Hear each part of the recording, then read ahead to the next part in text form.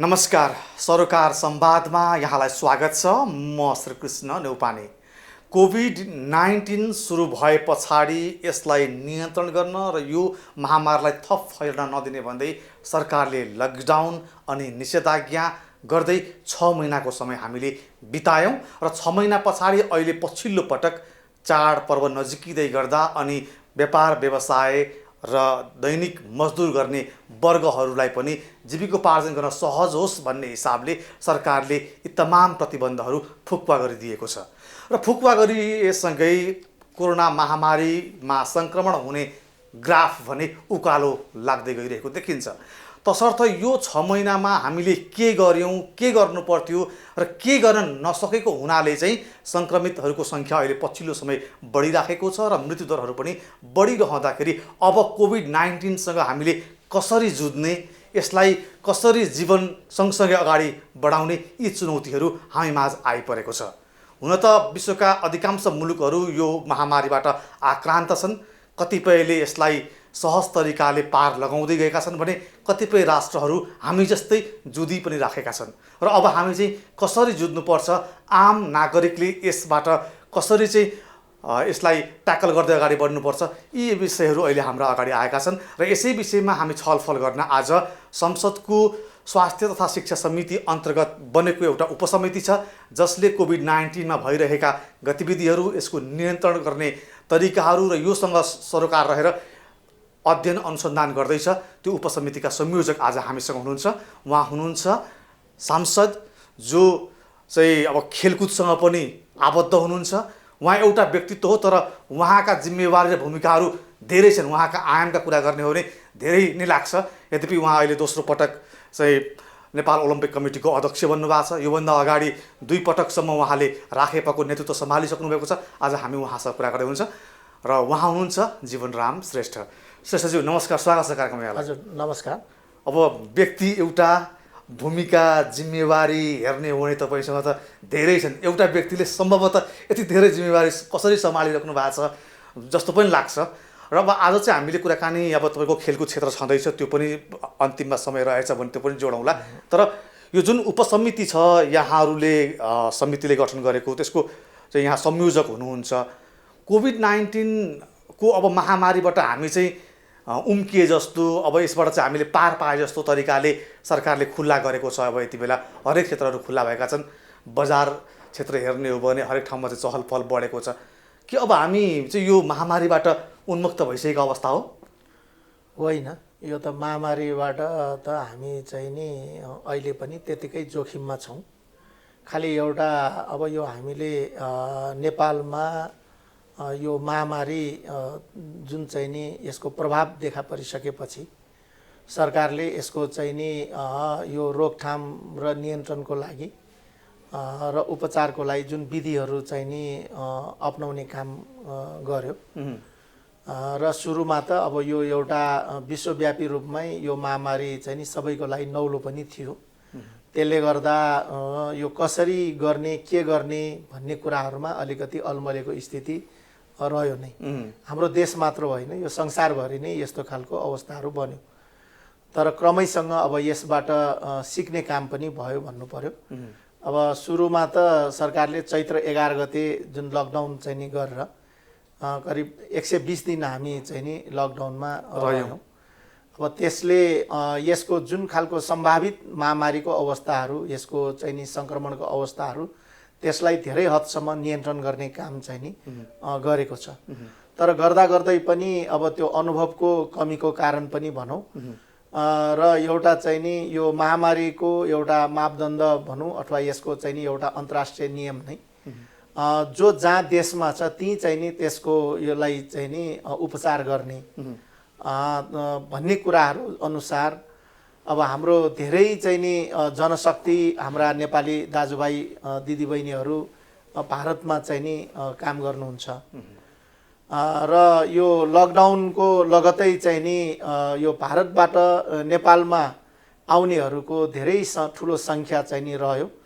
जुन सङ्ख्यालाई हामीले यसको महामारीको एउटा चाहिँ नि सम्भावनालाई, सङ्क्रमणको जोखिमको सम्भावनालाई ध्यानमा दिएर सरकारले अब भारतीय मजदुरहरू अथवा भारतका नागरिकहरू नेपालमा रहेकाहरू जो उता जान चाहन्छन् उनीहरूलाई नेपालमै क्वारेन्टाइनमा राख्ने र नेपालीहरू जो नेपाल आउन चाहन्छन् भारतमा रहेकाहरूलाई भारतले क्वारेन्टाइनमा राख्ने भन्ने त्यो एक किसिमको उच्च स्तरीय चाहिँ नि एउटा संवाद पनि भएर तर त्यो त्यसलाई व्यवहारमा देखिएन गर्ने काम गर्यो। तर त्यसैमा हामीले चाहिँ नि एउटा ठुलो एउटा चाहिँ नि कमजोरी गर्न पुग्यो भन्ने मलाई चाहिँ नि लाग्छ। त्यो बेलामा समयमै हामीले उनीहरूलाई बरु नेपालमै ल्याएर त्यसलाई चाहिँ नि क्वारेन्टाइनमा राख्न सकेको भए सुरुका दिनमा हाम्रो जुन खालको एउटा चाहिँ नि काठमाडौँ बाहिरका यो पश्चिमका चाहिँ नि यो सुदूरपश्चिमका मध्यपश्चिमका क्षेत्रहरूमा र यो चाहिँ नि यो 1 नम्बर प्रदेशका क्षेत्रहरूमा जुन सङ्क्रमणको अवस्थाहरू देख्यो त्यो चाहिँ नि हुने अवस्था बन्दैन थियो भन्ने कुरा पछि हामीले त्यसबाट सिक्यौँ। त्यो सिक्नु भयो हैन। अब सुन्नु, अब अहिले जनताहरू के भन्दैछन् भने 6 महिनासम्म लकडाउन गर्यो सरकारले, यो बिचमा चाहिँ ल ठिक छ महामारी नियन्त्रणको लागि केही काम भएको थियो भने हुन्थ्यो। जब लकडाउन पनि खुल्नु अनि सङ्क्रमण दर पनि बढ्दै जानु भने यो लकडाउन 6 महिनासम्म गरेर आखिर के गरेको के पायौँ हामीले भन्ने प्रश्न छ। त्यो प्रश्नको जवाब के हुन्छ? होइन यस्तो हो, यो त के पायौँ भन्दाखेरि पनि नगरेको भए के स्थिति हुन्थ्यो होला भन्ने कुरा पनि हामीले चाहिँ नि कल्पना गर्नुपर्छ। भएको कारणले त्यसले जुन मात्रामा जुन चाहिँ नि गतिमा त्यो सङ्क्रमण चाहिँ नि बढ्ने थियो त्यसलाई चाहिँ नि नियन्त्रण गर्ने काम त गरेको छ। त्यो कुरालाई हामीले नकार्न मिल्दैन। ठिक छ, त्यसो हो भने खालि यी कुराहरूलाई हामीले कति व्यवस्थित गरेर जानुपर्ने हो भन्ने कुराहरू त्यो एउटा छलफलको विषय चाहिँ नि हुन सक्छ। तर लकडाउन गर्ने कुराहरू, निषेधाज्ञा गर्ने कुराहरू जुन कुराहरू भए र पछिल्लो अवस्थामा लकडाउनबाट हामीले के कुरा अनुभव गऱ्यौँ भने यसरी देशव्यापी रूपमा लकडाउन गर्ने भन्दा पनि त्यो जहाँ जुन ठाउँमा जस्तो खालको एउटा चाहिँ नि जोखिमका अवस्थाहरू छन् त्यही अनुसार नै विधिहरू अपनाउँदाखेरि उपयुक्त हुन्छ भन्ने सरकारले जुन सोचेर यो स्थानीय तहलाई, स्थानीय प्रशासनलाई नै यो जिम्मेवारी दिने काम गर्यो, जसले गर्दा पछिल्लो अवस्थामा तपाईँको कहीँ निषेधाज्ञा गर्यो, कहीँ एरिया सिल गर्ने काम गर्यो। त्यो जोखिमको चाहिँ नि अवस्थालाई हेरेर ती कामहरू भएका छन्। त्यो अलिकति सिङ्गो देशव्यापी लकडाउन भन्दा त्यो धेरै हिसाबले व्यवहारिक र वैज्ञानिक त्यो क्रम चाहिँ निरन्तरता पाउँछ, निरन्तर हुन्छ। त्यो चाहिँ यदि काहीँ देखियो भने आन्तरिक रूपमा त्यो सम्बन्धित क्षेत्रमा चाहिँ लकडाउन अथवा निषेधाज्ञा के गर्नु पर्यो? यो त सरकारले त्यही नीति अवलम्बन गरेको छ होइन। किनभने सरकारले अहिले जुन निर्णयहरू गरेर निर्णयहरू सार्वजनिक गरेको छ त्यो हिसाबले त्यो खालको एउटा चाहिँ नि विधि अपनाउने भनेर अधिकारहरू दिने कामहरू गरेका छन्। र अर्को भनेको अब तपाईँको यो जहाँसम्म यो पछिल्लो जुन 3 हप्ताको निषेधाज्ञा चाहिँ नि काठमाडौँ उपत्यकामा भयो त्यो निषेधाज्ञाले चाहिँ नि खासै काम गरेन भन्ने स्थिति चाहिँ नि देखिन्छ। त्यो परिणामले चाहिँ नि त्यो कुराहरू देखाउँछ। किनभने हाम्रोमा यसले के देखायो भन्दा पहिला चाहिँ नि यो सङ्क्रमण बाहिरबाट आएकाहरूबाट सरेको अवस्था थियो। तर यो निषेधाज्ञा पछिको चाहिँ नि हाम्रो जुन PCR रिपोर्टको दिनानुदिन चाहिँ नि काठमाडौँ उपत्यकामा जुन चाहिँ नि सङ्ख्या अभिवृद्धि भएको छ त्यसले चाहिँ नि यो निषेधाज्ञाले खासै काम गरेन। त्यो समुदायभित्रमा नै सरिसकेको स्थिति चाहिँ नि त्यसले देखाउँछ। अब यो अवस्थामा हामी छौँ, ठिक छ, यहाँहरूले त्यो मूल्याङ्कन पनि गर्नुभयो।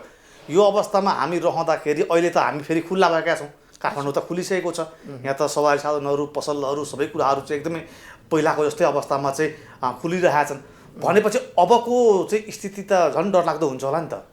अब यस्तो हो, यसमा चाहिँ नि अब मलाई लाग्छ सरकारले पनि काम गर्दै जाने क्रममा धेरै कुराहरू सिकेको छ। अब हामीसँग अहिले चाहिँ नि 3वटा चाहिँ नि तहहरू छन् होइन। अब यो सङ्घीय सरकार, प्रादेशिक सरकार र स्थानीय तहहरू छन् र स्थानीय तहहरूले जुन ढङ्गबाट आफ्नो एउटा क्षमताले र एउटा चाहिँ नि आर्थिक चाहिँ नि स्रोतले भ्याएकोसम्म उहाँहरूले पनि गरेको हामीले चाहिँ नि अनुभूति गरेका छौँ। अब यी कुराहरूलाई अहिले यस्तो खालको जुन पेन्डेमिक स्थितिहरू छ यसमा चाहिँ नि अब 3वटै तहको सरकारको बिचमा राम्रो समन्वयको आवश्यकता चाहिँ नि रहन्छ। त्यो समन्वय कतिको पाउनु भएको छ? त्यसमा अब समन्वय चाहिँ नि भएका छन्, तर जुन हिसाबले जुन खालको एउटा चाहिँ नि यो जोखिमको एउटा चाहिँ नि अवस्था हो त्यसलाई जुन मात्रामा चाहिँ नि प्राथमिकता दिएर अगाडि बढाउनु पर्ने हो त्यो खालको चाहिँ नि समन्वयको अवस्था चाहिँ नि अलिक कमजोर भयो कि भन्ने हामीले चाहिँ नि महसुस गरेका छौँ। अब अर्को भनेको तपाईँको अहिले यो जुन चाहिँ नि अब सबैको हिजोदेखि चिन्ताको विषय के थियो भने हाम्रो अब जुन यो बसोबासको हिसाबले जनघनत्वको हिसाबले काठमाडौँ उपत्यकामा चाहिँ नि झन्डै 50 लाखको हाराहारीमा यहाँ चाहिँ नि बसोबास गर्छन्। यहाँ यो चाहिँ नि सङ्क्रमणको अवस्था चाहिँ नि बढ्दै गयो भने यसलाई नियन्त्रण गर्नेबाट बाहिर जान्छ भन्ने खालको एउटा चिन्ता सरकारको पनि थियो र नागरिक समाजको पनि थियो, सबैको थियो। यही चिन्ता आम मान्छेको भइरहँदाखेरि अब यो यदि त्यसो भयो भने चाहिँ हामीले यसलाई कसरी ट्याकल गर्छौँ? यदि अब किनभने हामीले लकडाउनको डे 1 देखि अहिलेसम्म हेर्ने हो भने सरकार र सम्बन्धित सरकारवाला निकायहरू यो क्षेत्रमा भन्दा पनि अन्यत्रै चाहिँ बढी इन्गेज भएको देखिन्छ। तसर्थ पनि यो चिन्ता आम नागरिकले राखिरहँदाखेरि तपाईँ एउटा संसदीय समितिको एउटा जिम्मेवार व्यक्ति पनि हुनुहुन्छ, यसैमा लागिराख्नु भएको छ, तपाईँले नागरिकलाई आश्वस्त पार्ने जवाफ के छ? अनि यस्तो हो, अब यो त यो मुख्य चाहिँ नि भूमिका खेल्ने काममा तीनवटै तहको सरकार र त्यसमा मूल भूमिका र मूल नेतृत्व चाहिँ नि केन्द्रको सरकार, सङ्घीय सरकारले चाहिँ नि खेल्नुपर्छ। र अब मैले आश्वस्त पार्ने भन्दा पनि हामी संसदीय समिति जुन एउटा राज्यको चाहिँ नि जुन 3वटा अङ्गहरू छन् होइन, यो कार्यपालिका, व्यवस्थापिका र न्यायपालिका, हामी व्यवस्थापिकाको तर्फबाट कार्यपालिकालाई यो विषयमा ध्यान आकर्षण गर्न खोजिरहेछौँ र उहाँहरूले गरेका कामहरूमा कहाँ चाहिँ नि कामको प्रभावकारिता के छ, कार्यान्वयन पक्ष चाहिँ नि कस्तो भइरहेछ, निर्णय त भइरहेका छन्, निर्णयहरू सार्वजनिक रूपमा आइरहेका छन्, तर त्यो कार्यान्वयन पक्ष त्यसको कतिको प्रभावकारी भइरहेछ भन्ने कुरामा हामीले यो चाहिँ नि निरीक्षण गर्ने कामहरू गरेका छौँ र त्यहाँ पाएका चाहिँ नि जुन कमी कमजोरीका कुराहरू, त्यहाँ आवश्यक चाहिँ नि थप चाहिँ नि जुन सेवा प्रदान गर्नुपर्ने कुराहरूमा पनि हामीले समय समयमा मन्त्रालयसँग बसेर पनि र सम्बन्धित निकायहरूलाई ध्यान आकर्षण गर्ने काम पनि गर्दै आइरहेका छौँ। र हाम्रो शिक्षा स्वास्थ्य समितिले यो विषयमा सुरुका दिनबाट जुन बेलामा वुहानमा चाहिँ नि सङ्क्रमण भयो र नेपाली विद्यार्थीहरू जुन नेपालमा चाहिँ नि ल्याउने काममा त्यो एउटा छलफलको विषय बनिरहेको थियो, त्यो बेलामै हाम्रो शिक्षा स्वास्थ्य समितिले बैठक गरेर मन्त्रीलाई पनि बैठकमा चाहिँ नि उपस्थित गराएर त्यो कामहरूलाई छिटो छरितो गर्ने एउटा कुरा। अर्को कुरा पनि अब यो कोभिडको जुन चाहिँ नि स्थिति देखा परेको छ, अब यसको आवश्यक तयारीमा चाहिँ नि सरकार जुट्नको लागि, त्यसको व्यवस्थापन गर्नको लागि निर्देशन गर्ने कामहरू त्यही बेलामा सुरुको दिनमै चाहिँ नि यहाँहरूले सक्रियता देखाउनु भयो व्यवस्थापिकाको तर्फबाट, जनताको प्रतिनिधिको तर्फबाट यहाँहरूको सक्रियतामा कुनै शङ्का गर्ने ठाउँ छैन। तर कार्यपालिका जुन यहाँले भनिराख्नु भएको छ, सरकार अन्तर्गत एउटा CCMC भन्ने समिति पनि छ।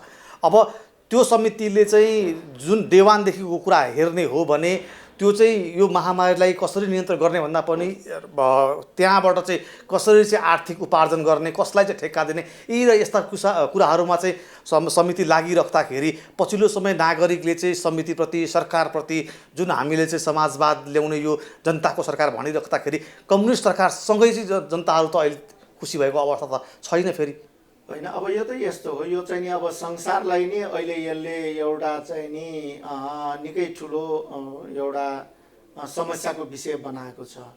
अब यो चाहिँ नि अप्रत्याशित रूपमा आएको समस्या होइन, त्यो हाम्रो देशलाई मात्र आइपरेको समस्या होइन। अर्को भनेको अब यो हाम्रो जस्तो देश जुन एउटा सानो एउटा चाहिँ नि यो आर्थिक अवस्थाबाट, यो सानो एउटा बजेटबाट चाहिँ नि आफ्नो विकासका कामहरू विविध खालका धेरै चाहिँ नि आवश्यकताहरूलाई परिपूर्ति गर्ने काम गर्नुपर्ने एउटा ठाउँमा यो जुन चाहिँ नि अप्रत्याशित रूपमा आएको महामारी छ, यसलाई व्यवस्थापन गर्ने कुराले धेरै ठाउँमा यसले चाहिँ नि असर गरेको छ। त्यसकारणले निश्चित रूपमा अब यो चाहिँ नि कति कुराहरू चाहिँ नि असन्तुष्ट हुने स्थिति पैदा हुनु, त्यो चाहिँ नि स्थिति एउटा स्वाभाविक जस्तो मलाई चाहिँ नि लाग्छ। किनभने अब यसमा धेरै कुराहरू गर्नुपर्ने छ र त्यो आवश्यकताहरू छन्, ती कुराहरू सबै हाम्रो एउटा जस्तो एउटा चाहिँ नि सानो इकोनोमी भएको देशले चाहिँ नि त्यो सबै कुराहरू थाम्न गाह्रो छ। त्यहाँनिरको जुन एउटा ग्याप हुन्छ, त्यो ग्याप नै एउटा असन्तुष्टिको ठाउँ हो। त्यसो भए तर पनि आफ्नो भएको साधन स्रोतलाई अहिले अब हामीले भनिरहेका थियौँ कि संसदको तर्फबाट पनि समितिको तर्फबाट पनि हामीले भनेका छौँ। अहिले अब सिङ्गो रूपमा सरकारको ध्यान चाहिँ नि यो महामारीबाट नागरिकलाई बचाउनेमा चाहिँ नि हुनुपर्छ। पहिलो प्राथमिकता नै यो महामारीको रोकथाम र नियन्त्रण र जनताको उपचारको लागि चाहिँ नि हुनुपर्छ भन्ने कुरा, त्यसमा केन्द्रित गर्नुपर्छ भन्ने कुरा हामीले भन्दै आएका छौँ। यहाँहरूले भन्दै आउँदाखेरि, सुझाव दिँदै आउँदाखेरि तपाईँ स्वयं चाहिँ कति सन्तुष्ट हुन्छ सरकारको यो डेलिभरीबाट?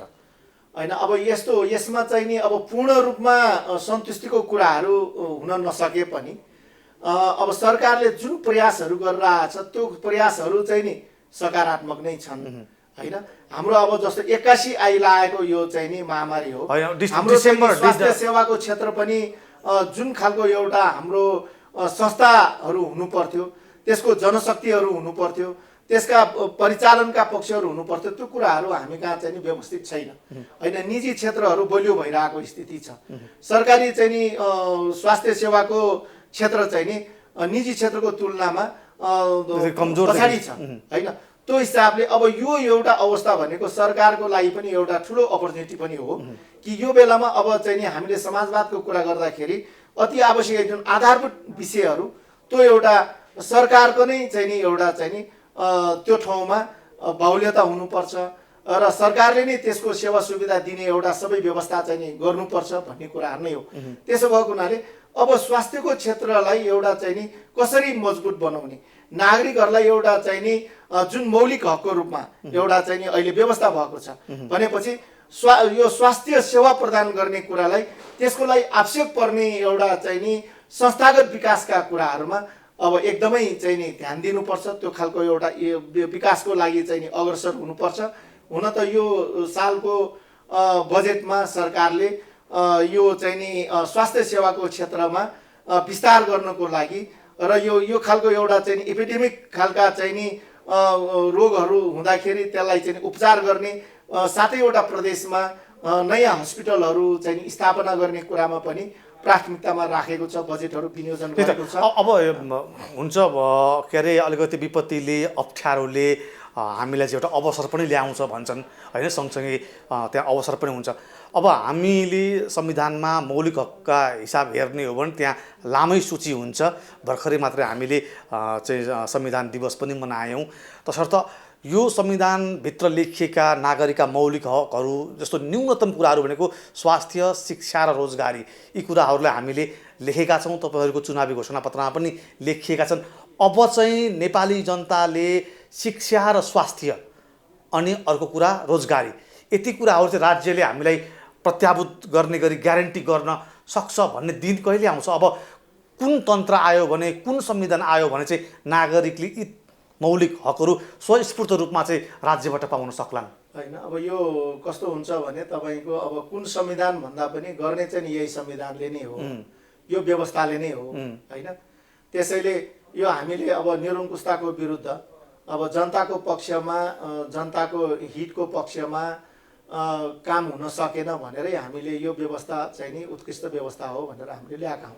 यो संविधान आएको पनि 5 वर्ष भइसक्यो। यो चाहिँ नि निरङ्कुशताको विरुद्धका चाहिँ नि आन्दोलनहरूबाट भएका कुरा, हामीले सङ्घीय लोकतान्त्रिक गणतन्त्रको आन्दोलन गऱ्यौँ, त्यसले चाहिँ नि यो कुराहरू ल्यायौँ। अब हामी एउटा जुन समाजवादको हामीले परिकल्पना गरेका छौँ त्यहाँबाट त्यो व्यवस्थामा हामीले चाहिँ नि मुलुकलाई एउटा चाहिँ नि विकास गर्न सक्यौँ भने निश्चित रूपमा सबै नागरिकहरूको चाहिँ नि हित हुनेछ। यसले चाहिँ नि एउटा समानताको स्थितिहरू चाहिँ नि आउनेछन् भन्ने कुराहरू तर्फ हामी उन्मुख छौँ। तर त्यो हुँदाहुँदै पनि अहिले यी चाहिँ नि अहिले जुन एउटा आधारहरू तयार गर्ने चाहिँ नि बेला हो, एकैपल्ट त हामी चाहिँ नि त्यो ठाउँमा त पुग्न सक्दैनौँ, क्रमैसँग हामी मर्निङ सोच द डे भने जस्तो। त्यसैले यो आधारहरू तयार गर्ने क्रममा योजनाहरू निर्माण बनेका छन्, एउटा चाहिँ नि दृष्टिकोणसहित अगाडि बढ्ने चाहिँ नि प्रयासहरू भइरहेका छन्। तर जुन ढङ्गबाट यो चाहिँ नि अगाडि बढ्नुपर्ने हो त्यसमा केही चाहिँ नि कमी कमजोरी भएको महसुस चाहिँ नि हामीले। त्यही त, अब त्यो कमजोरी कहिले सुधार्ने अनि सरकारलाई यो दलाल पुँजीपति वर्गले कहिलेसम्म हल्लाइराख्ने? अब यसमा चाहिँ नि अब अहिले यो लामो हाम्रो पार्टीभित्रका बहसका कुराहरू पनि बाहिर आएकै छ होइन। त्यसैले यो जनताको जुन अपेक्षा छ, यो अहिलेको चाहिँ नि जुन परिवर्तन र परिवर्तनपछि आएको जनताले विश्वास गरेको यो चाहिँ नि नेकपाको सरकार र यो सरकारले चाहिँ नि त्यो उन्मुख चाहिँ नि आफ्ना कामहरू लैजानुपर्छ भन्ने कुरामा पार्टीभित्र पर्याप्त बहसहरू भएका छन् र अहिले एक खालको हाम्रो पार्टीभित्र जुन खालको एउटा अन्तर चाहिँ नि सङ्घर्षहरू भएको थियो र त्यो अहिले एक ढङ्गबाट अहिले चाहिँ नि एउटा अब पार्टीलाई एकताबद्ध राख्दै एउटा सहमतिमा चाहिँ नि पुगेको छ। त्यही त अब यहाँहरूको त्यो हिसाबले मलाई लाग्छ कि अबका दिनहरूमा यी जुन चाहिँ नि कमी कमजोरीका पक्षहरू छन् त्यसलाई सुधार्दै अगाडि अब यहाँहरूको पार्टीमा जुन यो जुन पेन्डामिक सुरु भएदेखि नै यहाँहरूको पार्टीभित्रको जुन अन्तरसङ्घर्षहरू बाहिर आए र ती अन्तरसङ्घर्षहरू एवं रीतिले चाहिँ आफ्नो गुट आफ्नो समूहलाई बलियो पार्ने नाममा चाहिँ पराजित नेताहरू व्यवस्थापन गर्नको लागि कुरा मिलिसके पछाडि लगभग अहिले मिलेको त देखिन्छ। तर अझै पनि जस्तो एउटा सानो उदाहरण मैले यहाँलाई पेश गरौँ, निजी विद्यालयहरूले कक्षा सञ्चालन गरेका छैनन्, अभिभावकहरूले आफ्ना बालबच्चालाई घरमै राखेको अवस्था छ।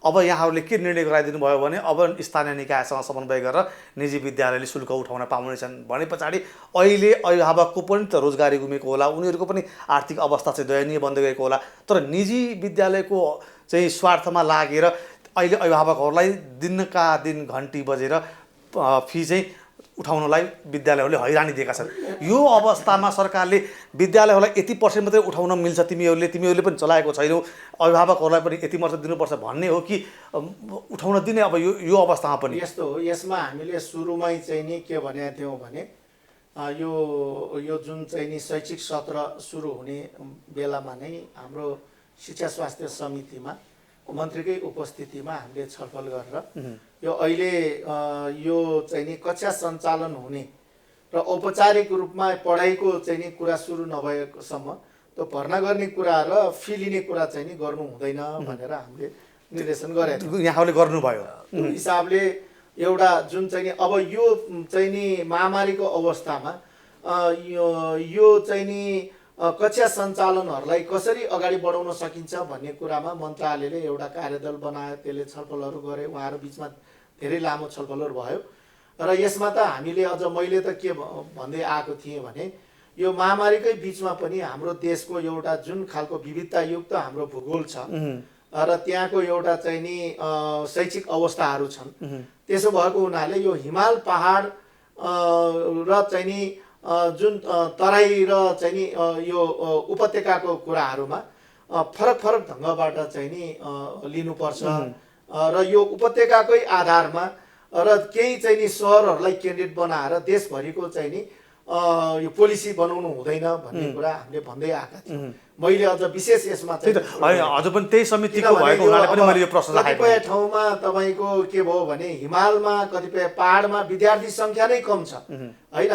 जुन कि हामीले यो जहाँ चाहिँ नि त्यस्तो जोखिमको अवस्था छैन, 2-4 जना मात्र त्यहाँ चाहिँ नि अहिले पछिल्लो अवस्थामा सङ्क्रमण भएको स्थिति छ भनेपछि यो सबै कुराहरू डिस्टेन्स मेन्टेन गरेरै शिक्षकहरूले उनीहरूलाई चाहिँ नि कक्षा सञ्चालन गर्ने अवस्थाहरू छन्। अब यी कुरामा अलिकति मन्त्रालय अलि लामो समय अल्मलेको जस्तो हामीले चाहिँ नि पायौँ र त्यसपछि पनि हामीले 2 महिना अगाडि फेरि चाहिँ नि समितिको बैठक राखेर मन्त्रालयलाई यो खालको चाहिँ नि ढङ्गबाट वर्कआउट गर्न र अब निजी विद्यालयका पनि समस्या चाहिँ नि छन्, हामीले निजी मात्र विद्यालय भनेर उसलाई छड्के आँखाले मात्र हेर्नुपर्छ भन्ने पनि भएन। जबसम्म हामीले चाहिँ नि अब सरकारले सबै क्षेत्रमा यो चाहिँ नि विद्यालय सञ्चालनको स्थिति बनाउन नसकुन्जेल त निजी विद्यालयले पनि हामीलाई सेवा त गरिरहेको छ होइन। अब त्यसमा विविध अवस्थाहरू छन्, तर यो चाहिँ नि निजी विद्यालयमा पनि आखिरमा उनीहरूका पढाउने जुन शिक्षकहरू छन् उनीहरू पनि त नेपाली नागरिक होइन, उनीहरूलाई पनि तलब त दिनुपर्छ।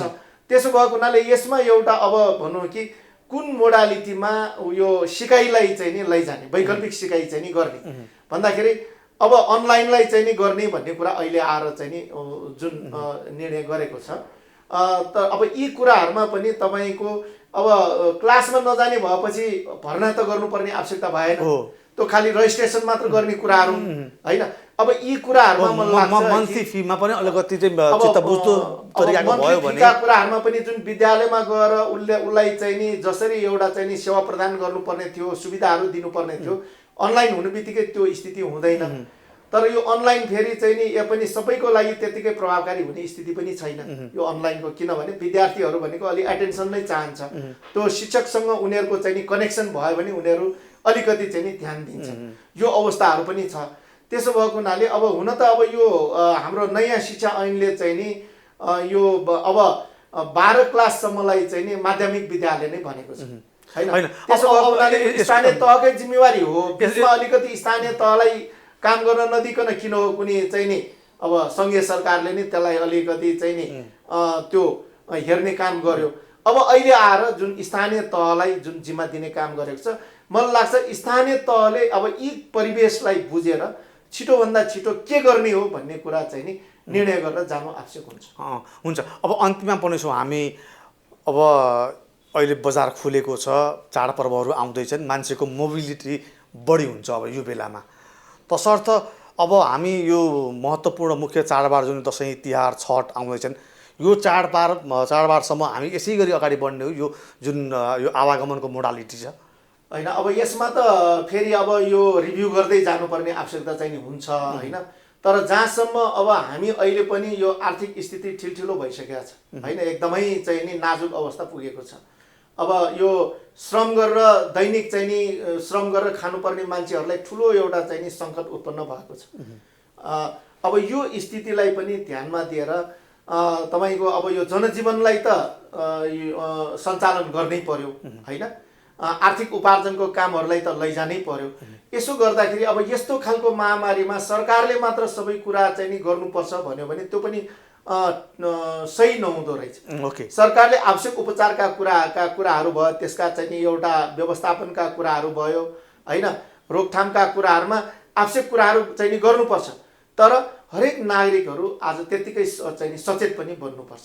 अब नागरिकलाई दिने सुझाव यहाँका के छन्? अब नागरिकहरू चाहिँ नि सचेत नहुने हो भने हामी लकडाउन गर्दाखेरि पनि अब बेठिक भयो, निषेधाज्ञा गर्दाखेरि पनि बेठिक भयो, आर्थिक रूपले चलामान गर्नु पर्यो, हामीले काम गरी खान पाउनु पर्यो, हामीले व्यापार व्यवसाय गर्नु पर्यो भन्ने हामी सबैको माग हो नि।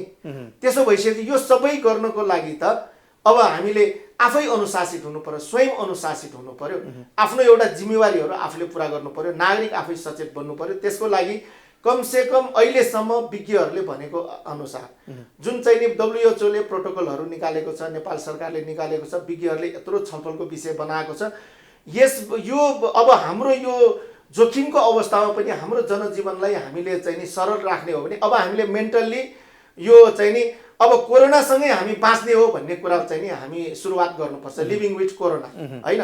त्यसको लागि हामीले त्यो प्रोटोकल मान्नु पर्यो। त्यो भनेको कमसेकम चाहिँ नि मास्क अनिवार्य रूपमा लाउनै पर्यो। यसको उपचार भनेकै मास्क रहेछ भन्ने कुरा अहिलेसम्म चाहिँ नि देखाएको छ। अर्को भनेको अब चाहिँ नि यो फिजिकल डिस्टेन्स, हामी भौतिक रूपमा दूरी कायम गर्ने हैन। यसरी आमुने सामुने बस्दाखेरिमा दूरीलाई चाहिँ नि कायम गर्नै पर्छ। आमुने सामुने यसरी मास्क लगाएर आमुने सामुने बस्दाखेरि यो जुन चाहिँ नि 2 मिटर भनेर भनेको छ, यो दूरी कायम गर्ने कुरालाई एकदमै ध्यान दिनु पर्यो।